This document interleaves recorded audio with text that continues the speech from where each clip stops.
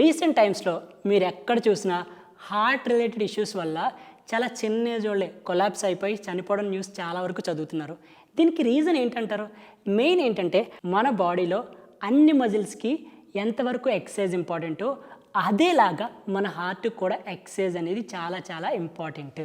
అయితే హార్ట్కి ఎక్సర్సైజ్ అంటే ఎలా చేస్తారు? దానికోసమే మనకి cardio related exercises, cardio related ఆసనాస్ని మనం ఈరోజు ప్రాక్టీస్ చేద్దాం. ఇవి కానీ మీరు రెగ్యులర్గా ప్రాక్టీస్ చేస్తే మన హార్ట్ని బాగా స్ట్రెంగ్తన్ చేసుకోవచ్చు. ఒక్కసారి కనుక మీ హార్ట్ కనుక స్ట్రెంగ్తన్ అయితే లాంగ్ రన్లో హార్ట్ అటాక్ లాంటివి లేకపోతే హార్ట్ రిలేటెడ్ ప్రాబ్లమ్స్ లాంటివి తగ్గించుకోవడానికి చాలా వరకు పాసిబిలిటీ ఉంది. ఇప్పుడు ఈ ఆసనాస్ని మీ ఫ్లెక్సిబిలిటీ ప్రకారం చేయండి. ఈ ఆసనాస్ని మనం డైనమిక్ వేలో ప్రాక్టీస్ చేస్తాం. డైనమిక్ వే అంటే కొంచెం ఫాస్ట్గా ప్రాక్టీస్ చేస్తాం. ఇది చేసినప్పుడు మీ హార్ట్ రేట్ కనుక ఇన్స్టెంట్గా పెరిగితే ఒక సర్టెన్ టైం వరకు మీరు చేయగలిగినంత వరకు చేయండి.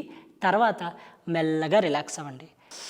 ఇన్హేల్ చేస్తూ ఎక్సేల్ చేస్తూ ఇలాగా కంటిన్యూస్గా ఒక 10 సార్లు చేయండి. 1 2 3 4 5 6 7 8 9 10. Excellent.